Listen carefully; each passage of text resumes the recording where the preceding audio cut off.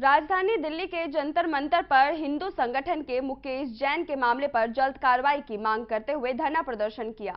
इस दौरान senior advocate doctor AP Singh ने मुकेश जैन का समर्थन करते हुए विरोधियों के ऊपर कई गंभीर आरोप लगाते नजर आए। आपको बता दें कि बीते कुछ महीनों पहले मुकेश जैन की गिरफ्तारी जगन्नाथ रथ यात्रा मामले में हुई थी, जिसके बाद इस मामले की कार्रवाई लगातार जारी है, लेकिन अभी तक मामले पर कोई फैसला नहीं आया। इसी कड़ी में सीनियर एडवोकेट एपी सिंह ने मीडिया से बातचीत करते हुए कहा कि संविधान सबके लिए एक है, सभी को न्याय पाने का मूल अधिकार भारत का संविधान देता है, लेकिन कुछ असामाजिक टुकड़े टुकड़े गैंग के लोग कानून का गलत इस्तेमाल कर रहे हैं और मुकेश जैन को जेल में रखने के लिए साजिश रच रहे हैं। इसके साथ ही उन्होंने कहा कि मुकेश जैन के मामले में दिल्ली उच्च न्यायालय में याचिका लगाई गई थी, जिसमें केवल तारीख देकर इस मामले को टाला जा रहा है। ये संवैधानिक तरीके से काम कर रही है। देखिए, मुकेश जैन जी पूर्ण रूप से सामाजिक व्यक्ति हैं। मुकेश जैन जी ने सदैव समाज की भलाई के लिए काम किया है। किसी भी जगह, चाहे वो कोणार्क का सूर्य मंदिर हो, जो कोणार्क के सूर्य मंदिर निर्माण के लिए जमीन, मूर्ति, सारी व्यवस्था की। भगवान जगन्नाथ प्रभु की रथ यात्रा, जो कि ऐतिहासिक इस देश की नहीं पूरे विश्व के लोगों की भावनाओं का प्रतीक है, कोणार्क सूर्य मंदिर, वो जगन्नाथ प्रभु की रथ यात्रा, और वो लॉकडाउन में बंद थी, उसको खुलवाने के लिए और धार्मिक रूप से, क्योंकि जहाँ धार्मिकता है वहाँ बुराइयाँ खत्म होती हैं, उनको दूर करने के लिए मुकेश जैन ने प्रयासरत रहा। चाहे माननीय सर्वोच्च न्यायालय में याचिका की बात हो, चाहे कहीं ज्ञापन देने की बात हो, चाहे देश के महामहिम राष्ट्रपति जी से कहने की बात हो, वो सारी बातें उन्होंने की और कानून के सम्मत की, कानून के तरीके से की, कानूनी तरीके। मुकेश जैन पूरी तरह से संविधान में विश्वास करते हैं, कानून में विश्वास करते हैं, शांति प्रिय व्यक्ति हैं और समाज के निर्माण के लिए लगे रहते हैं।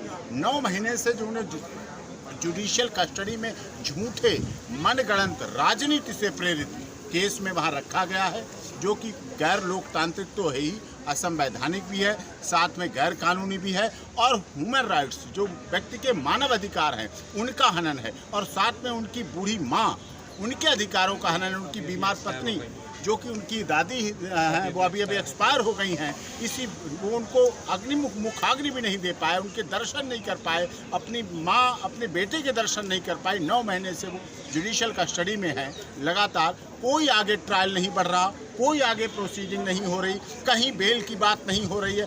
किन मानव अधिकारों की रक्षा के लिए मानव अधिकार आयोग बना है, किन महिलाओं के अधिकारों के लिए महिला आयोग बना है, कहाँ अधिकारों का हो रहा है। पूरी तरह से मुकेश जैन के मामले में अधिकारों का राजनीति से प्रेरित होने की वजह से कि कौन माइलेज ले ले, भगवान प्रभु जगन्नाथ की रथ यात्रा करवाने के लिए माइलेज मुकेश जैन को मिल जाए, इसलिए उन पर झूठे केस लगा दिए गए, इसलिए उन्हें जेल में रखा जा रहा है, इसलिए उनका इतना आर्थिक रूप से, शारीरिक रूप से, मानसिक रूप से, पारिवारिक रूप से इतना उत्पीड़न किया जा रहा है। सिंह साहब, आपने कहा इनका उत्पीड़न किया जा रहा है, लेकिन देश के अंदर इतने सारे मानवाधिकार आयोग संगठन हैं, क्या इसके विरुद्ध, न्यायिक प्रक्रिया के विरुद्ध कोई भी एक आदमी को इतना तड़पाया जा रहा है 9 महीने से जेल में, कोई भी मानवाधिकार संगठन जो है सामने क्यों नहीं आ रहा है? क्या किसी राजनीतिक षड्यंत्र के तहत उनको जो है काम नहीं करने दिया जा रहा है? देखिए, मानवाधिकार संगठन बहुत हैं, लेकिन कुछ न कुछ मजबूरियां रही होंगी, कोई यूं ही बेवफा नहीं होता है। अगर वो मुकेश जैन के मामले में बेवफा हुए हैं तो कुछ न कुछ उनकी बहुत बड़ी मजबूरियां रही होंगी।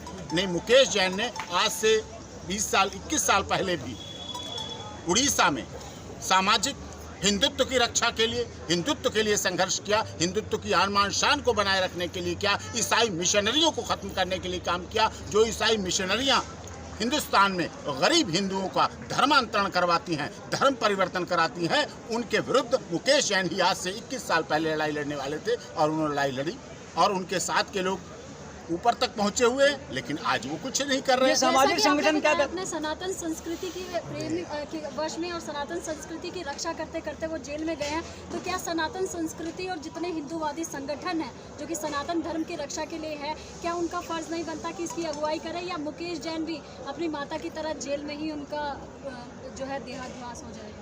नहीं, ऐसा नहीं होगा। देखिए, आज यहाँ जंतर मंतर पर विशाल प्रदर्शन, विशाल कार्यक्रम ये सब किया है, बहुत से हिंदू संगठनों किया है। क्षत्रिय समाजनाथ से शिवनंदन सिंह जी आए और हिंदू संगठन हैं, सब कर रहे हैं। मुकेश जैन को 9 महीने से जेल में रखना, उनके भगवा वस्त्र जो पटका वो पहनते हैं, वो इसका उनके कारण उनको सजा मिल रही है हिंदुत्व की बात करने की, उनको सजा मिल रही है भगवान प्रभु श्री जगन्नाथ की रथ यात्रा करवाने की, उन्हें सजा मिल रही है कोणार्क में पैरेलल सूर्य मंदिर के लिए जगह खरीदने, सूर्य मंदिर के लिए मूर्तियां लाने और सूर्य मंदिर के निर्माण के लिए मुहिम चलाने की। उन्हें सजा मिल रही है जो उन्होंने ईसाई मिशनरियों द्वारा गलत तरीके से गैर कानूनी से गरीब हिंदुओं का धर्म परिवर्तन कराया जाता है, उसके विरोध में जो उन्होंने बात कही उसकी उन्हें सजा मिल रही है। उन्हें इस देश में हिंदू होने की सजा मिल रही है मुकेश जैन को, और मुकेश जैन का कोई अपराध नहीं है।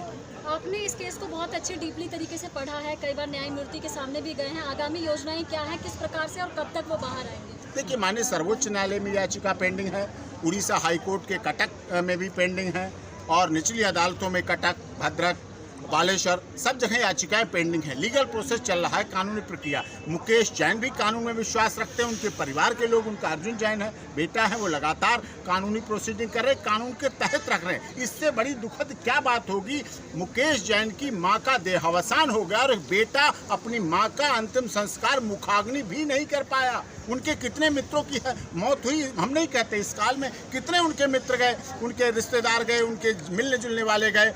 आपको पता है स्वामी जी की मौत हुई, उनके बहुत अच्छे अभिन्न मित्र थे, साथी थे, उनकी मौत हुई, उनके अंतिम संस्कार में भाग नहीं ले पाए। तो ये उनके प्रति वेदना है जो उनके जीवन में, उनके हृदय पटल पर सदैव अंकित रहेगी कि उनके साथ किस तरह से गैर कानूनी ढंग से जेल में रखा गया, किस तरह से उनके साथ अमानवीय व्यवहार किया गया, किस तरह से उनके साथ कानून ने जो मदद करनी चाहिए थी, जो उनके लीगल राइट्स थे, उनका अनुपालन नहीं किया गया, उनकी एक तरह से हत्या की गई है।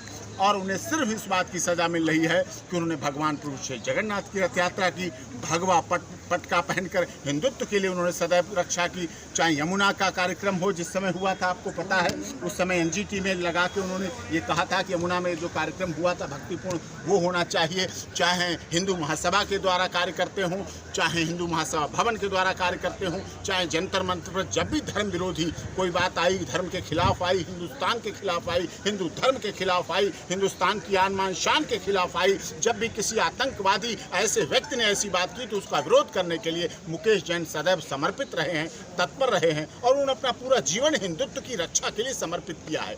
ये हिंदुत्व की रक्षा करना ही उनका दोष हो गया और इसीलिए वो उसकी जेल। सिंह साहब, भविष्य में अब न्याय प्रक्रिया में किस तरीके से काम करेंगे ताकि उनको जल्दी जमानत मिल जाए?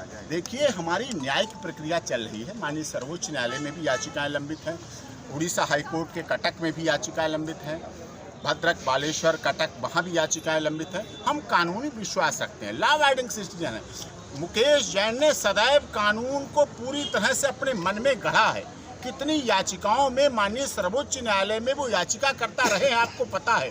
जब पटाखों की बात आई, जब दिवाली पे प्रदूषण की बात आई, जब हिंदुत्व की रक्षा की बात आई, जब अयोध्या में राम मंदिर के निर्माण के लिए समर्पण की बात आई, तो मुकेश जैन ने सदैव काम किया। चाहे वो अयोध्या की यात्रा हो, चाहे वो जगन्नाथपुरी की यात्रा हो, सभी जगह उन्होंने हिंदुत्व के लिए सदैव काम किया, हिंदुस्तान के आन मान शान की रक्षा के लिए सदैव काम किया। 100% प्लेसमेंट के साथ हम देंगे आपको मौका। Live 24 media institute, admission open.